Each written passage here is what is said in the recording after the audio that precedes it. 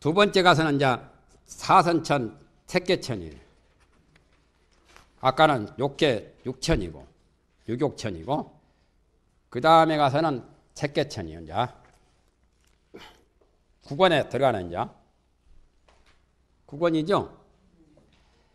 대불정, 열애미린, 수령요, 제보살, 만행, 순응원, 경, 권, 제, 국원. 두 번째는 이제 사선천이요. 안하나 세간의 일체 마음을 닦는 바 사람들이 선나를 가자하지 아니하여 지혜가 없더라도, 선나라 것은 참선하는 게 선나지요. 선나를 줄여서 그냥 선 그러지요. 원래는 인도말로는 선나요. 선나의 힘을 닦아서 선나를 길려가지고 모든 것을 더 높은 차원에 올라가는데, 그런 선나를 가져가지 빌리지를 아니 해서 지혜가 없더라도, 그러니까 모든 것은 밝은 지혜는 선나를 통해서 지혜가 이제 나타나니까, 그래서 이런 말이 나오죠. 온각경인가? 이런 말. 무에 청정해가. 선가구감에도 나오죠. 무에 걸림없는 청정한 지혜.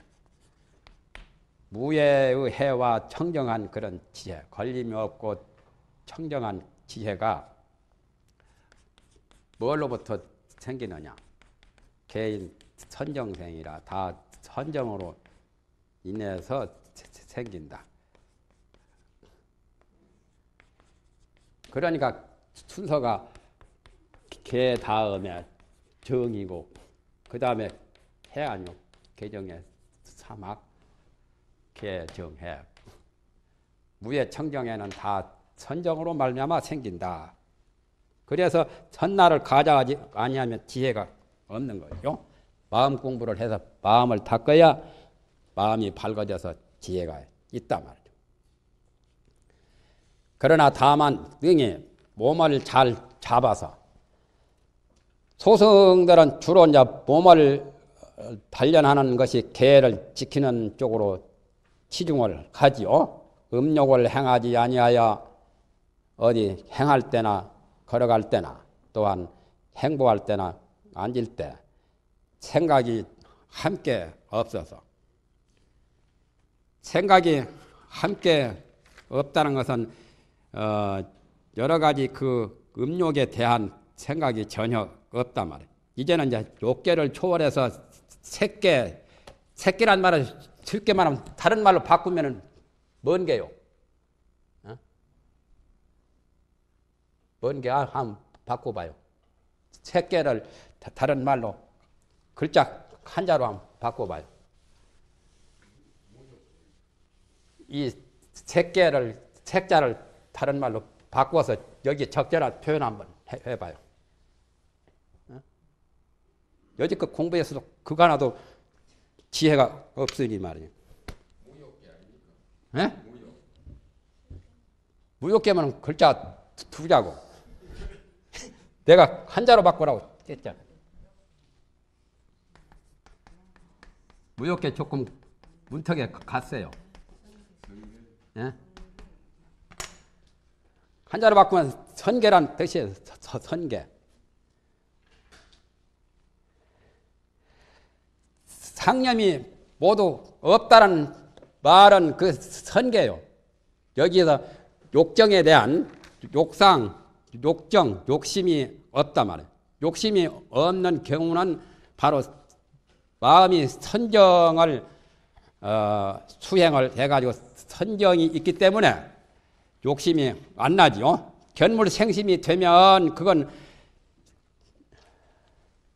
아까 말하는 상념이 생기는 거고, 견물생심이 되지 않는 욕경계를 보아도 거기에 마음이 동요가 되지 않는 게 상념이 구무라.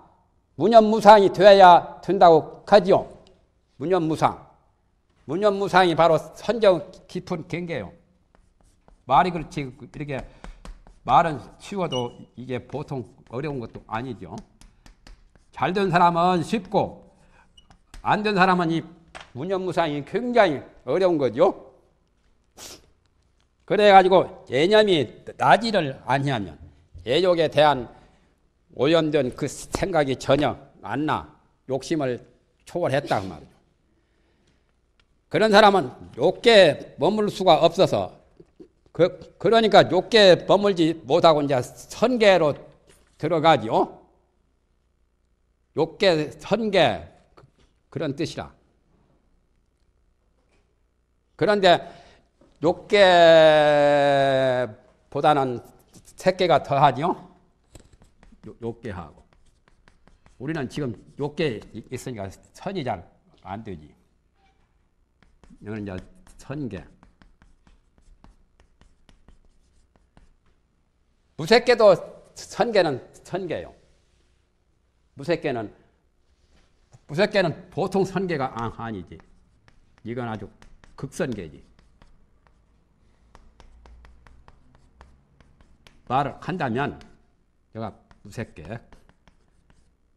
내가 이런 표현을 한 거지 뭐. 다른 데서는 이런 말도 안 해요. 여기서는 이제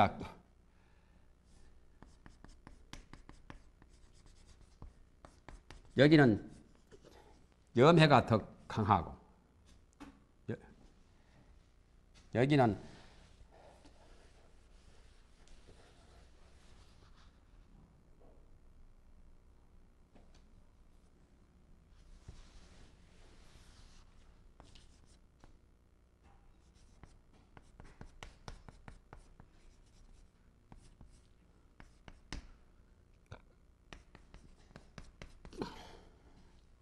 여기는 정해가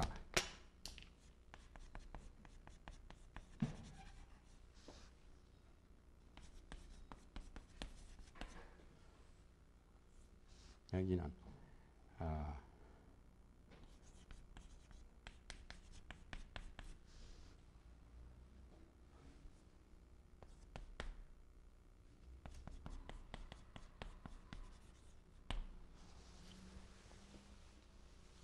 그래서 요 색계가 더 사실상은 선을 닦는 데는 색계가 더 나은 거라요. 그래서 별명을 거기는 선나세계라고 초선천, 이선천 이런 식으로 명명을 붙인 거예요. 초선천, 이선천, 삼선천 또는 사선천. 이걸 색계 18천이라고 하죠. 선자를 붙인 이유가 있어요. 그러니까 색계는 정과 해가 평균이 되지만은 욕계 사람들은 마음이 들떠가지고 정은 전혀 없어요. 뭐 생각하는 것은 이해타산 같은 거 무슨 이런 생각 저런 생각 뭐 궁리하는 잘하지. 무색계는 또 반대로 정만 84,000겁을 정속만 있지 해로 마음이 출정해가지고 해의 작용은 비교적 적다는 거예요. 그래서 정과 해가 평균이 되는 데가 색계요. 그래서 특히 색계만을 초선, 이선, 삼선, 사선 이런 별명을 붙인 거예요. 무색계에서는 이런 말을 안 붙이잖아요.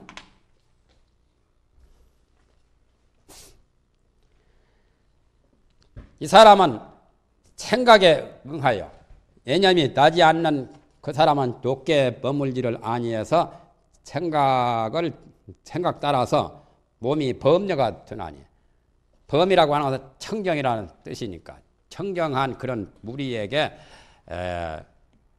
거기에 이제 몸이 그 세계에 가서 그 세계의 몸을 얻게 되지요. 그래서 범천이라고 하지요. 범천이란 말이 선천이라는 뜻이요. 대범천, 뭐 소범천, 무슨 범중천, 범보천 그 범이란 말을 범천이라고. 범이라는 말은 청정하는 청정천이라는 뜻이에요. 인간은 그렇다면 뭐겠어요? 이게 청정이라는 뜻이거든. 인간은 청정천이 못되고 혼탁한 오염투색인이요. 투성이 오염투성이지만은 그 천상은 깨끗한 청정한 범녀가 전하니 우리였자요. 그와 같은 한 종류는 범중천이라고 이름하니라. 색계천의 초선천의 제일 첫 번째 하늘이 범중천이라. 범중천이라고 한 것은 여러 민중들, 거기에 여러 인중들이 여러 사람들을 가리키는 여러 사람들이 사는 그 하늘들을 범중천이라고 해요. 거기도 이제 높은 사람이 있고 낮은 사람이 있으니까 높은 사람은 대범천이고 국민들은 범중이라면 이제 국민들보다 고관 대작은 범보천이고 그걸 통솔하는 그런 사람은 대범천이고 이제 범천에 대해서도 범중천이 있고 이게 이제 색계 초선 삽천이요. 또 범보천이 있고 보필하는 보좌관 대범천이 있고 이게 이제 색계의 초선 삼천.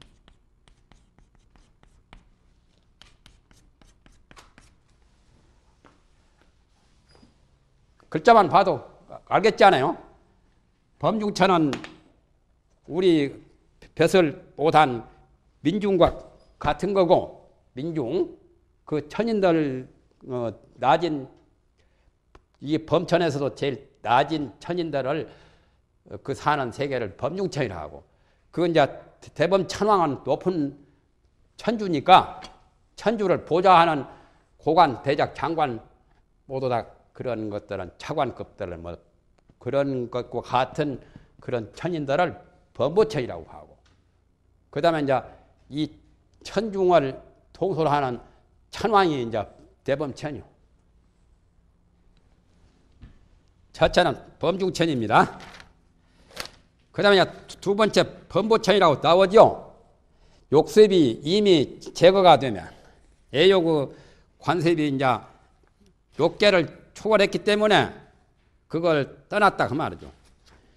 욕심을 떠난 마음이 나서 욕심을 떠난 마음이 나타난 것은 바로 선정의 힘이 생겨서 모든 유리에 대해서 부처님은 개가 부름개를 가장 첫 번째로 말하죠.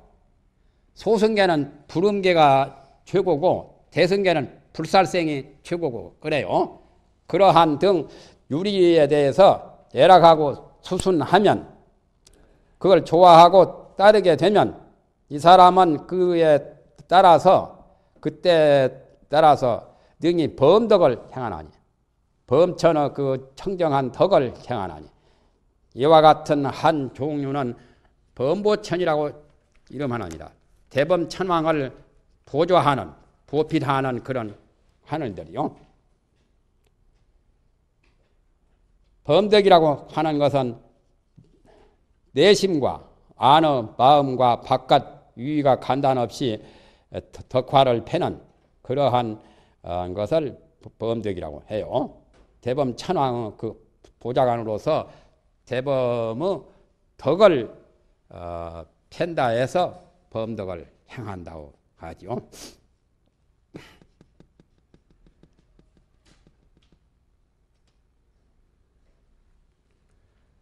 세 번째는 대범천입니다. 이제 초선천 마지막 몸과 마음이 묘하고 둥글고 위가 결함이 없어서 계율을 잘 지키고 개와 해가 이제 함께하는 거죠. 그래서 몸과 마음이 미묘하고 원만하고 위가 결함 없이 위가 또 말끔하고 아주 법답고 단정하고 그래서 유의가 결함이 없어서 검계를 청정하게 하고 계율을 부처님 계를 청정하게 잘 지키고 명으로서 가하면 더 밖에 깨달은 것까지 더 증가가 된 거죠. 그러면 이 사람은 그에 따라서 때시자 이시자요 이에 응하여 능히 범중을 통솔하여 아까 범중천에 범중들을 통솔해서 대범만이 되나니 이와 같은 한 종류는 대범천이라고 이름을 하나니라. 색계 18천 가운데 하나 둘 셋 그 초선 3천을 지금 설명한 거예요. 거기까지를 초선 3천이라고 합니다. 초선천이 하늘이 셋인데 범중천, 범보천, 대범천이요. 하나나 이 세 가지 성류는 세 가지 성류라는 것은 초선천을 가리킨 거죠. 아까 범중천, 범보천, 대범천 이 세 가지 수승한 우리는 흐를 유자를 우리 유자로 봅니다. 일체 고뇌의 능이 핍박하지 못하는 바니 괴로움이 거기는 욕계에서 받는 고통은 없다 말이죠. 욕으로 말미암아 성폭행 해가지고 거기서 고통받는 그런 것은 전혀 찾아볼 수 없는 거죠. 비록 바로 진 산마지를 닦은 것은 아니나 진짜 산마지는 아까 상주 정각이 되는 부처가 되는 그런 산매는 닦지 아니했지만은 그 말이에요. 산매가 바로 산마지요. 그러나 청정한 마음 가운데는 모든 누가 부동함이니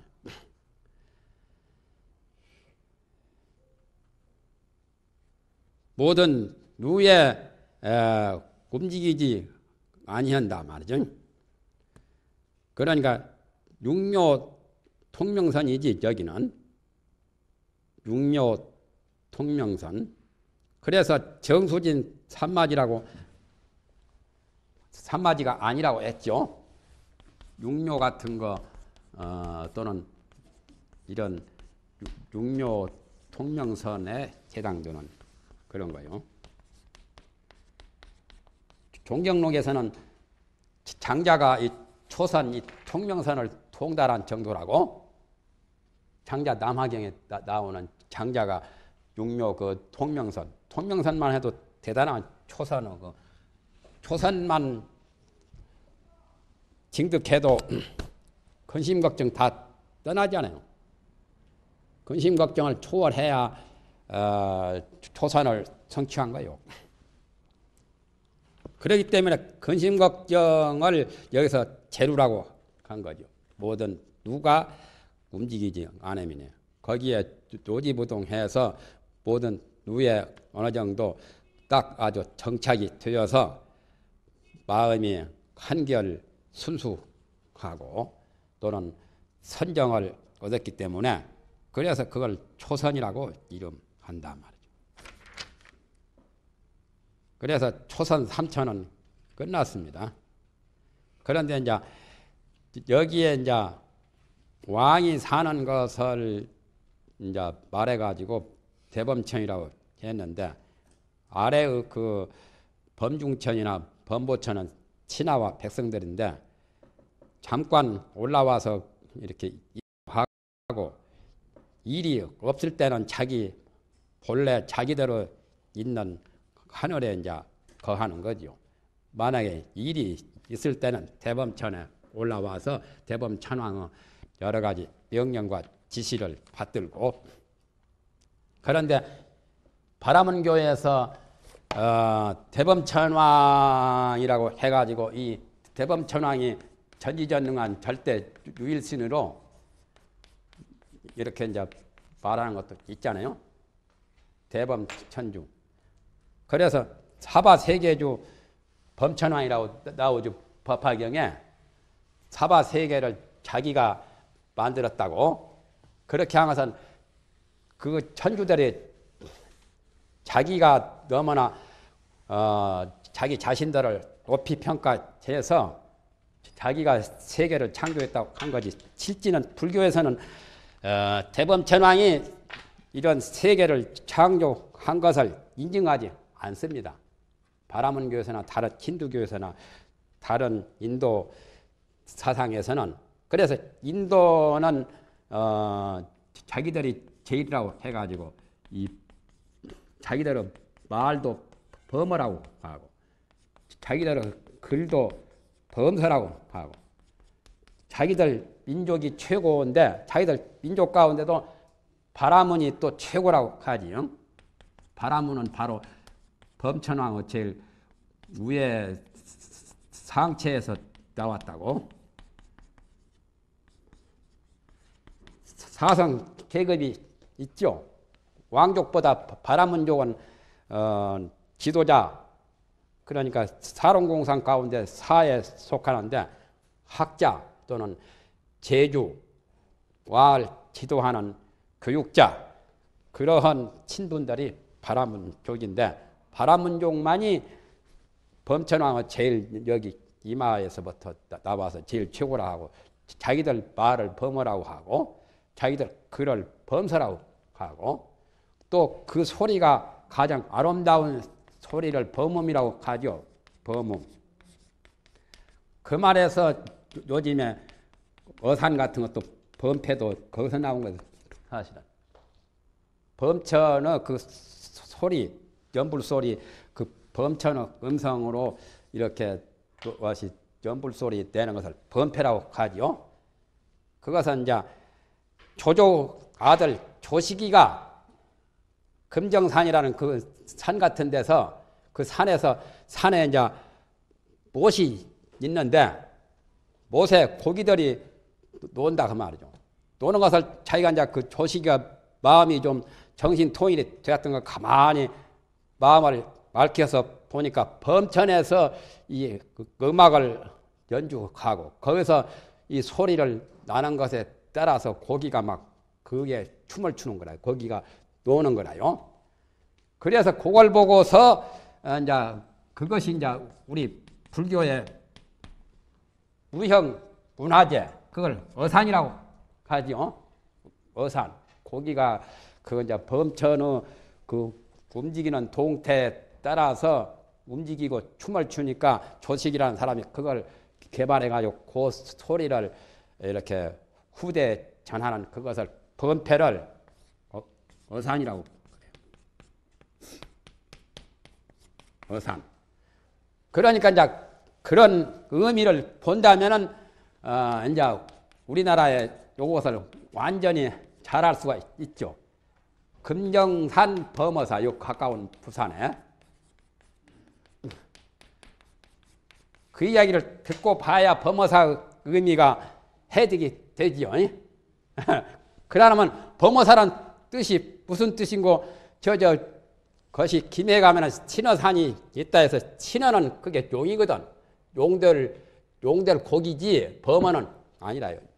범어라고 하는 것은 청정한 범천의 음성을 범패를 이렇게 처음 만들게 된 그 고기 움직임. 그러니까 금정산이니까 금으로 된 금 우물이니까 금 우물 안에 그 범천의 그 청정한 범음을 이렇게 받아서 움직이는 고기, 범어사. 그래서 범어사가 나온 거예요. 또 산이름하고 똑같은 게 많이 나오죠. 산하고 전이름하고 같아야 돼요. 청량산. 청량산이 오대산이죠. 오대산은 별명이 청량산입니다. 청량산이니까 월정사. 그전에는 월정사를 내가 의미가 뭔지를 몰랐었는데 나중에 척 보니까 이거라는 것을 알았거든. 뜨거운 햇빛에 태양은 굉장히 장렬하고 뜨겁잖아요. 열대지방에서는 특히 태양만 보면은 뜨겁지. 달이 뜨면은 굉장히 시원하거든. 그러니까 청량사에 월정사. 월정사는 장렬한 태양이 아니고 아주 서늘한 그 청량이라는 의미하고 딱 알맞잖아요. 또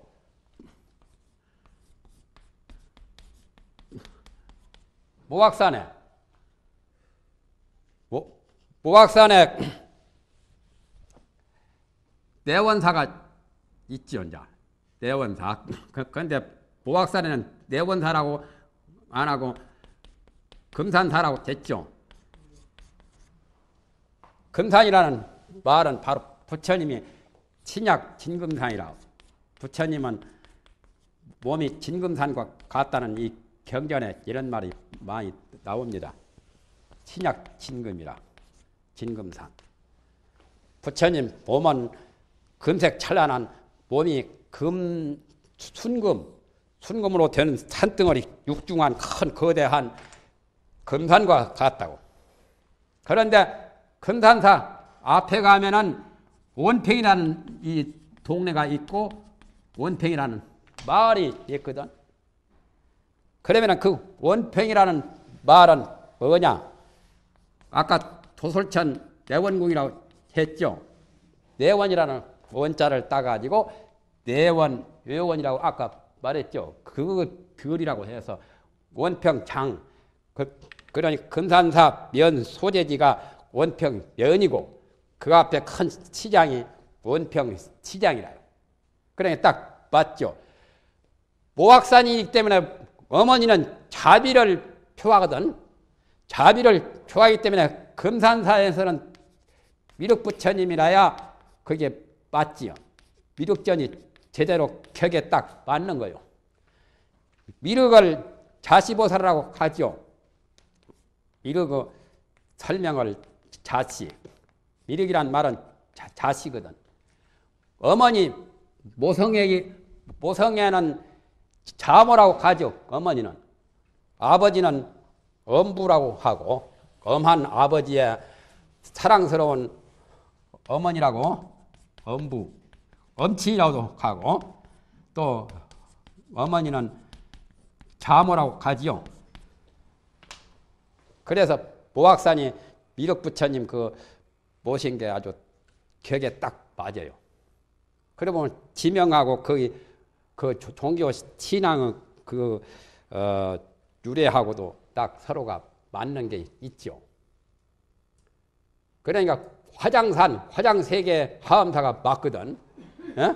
화장세계 연화장 세계 이 하엄경을 연설했으니까 화장산 하엄사가 맞다 이거예요. 그래서 나는 화장산이라고 했지 성악산이 아니고.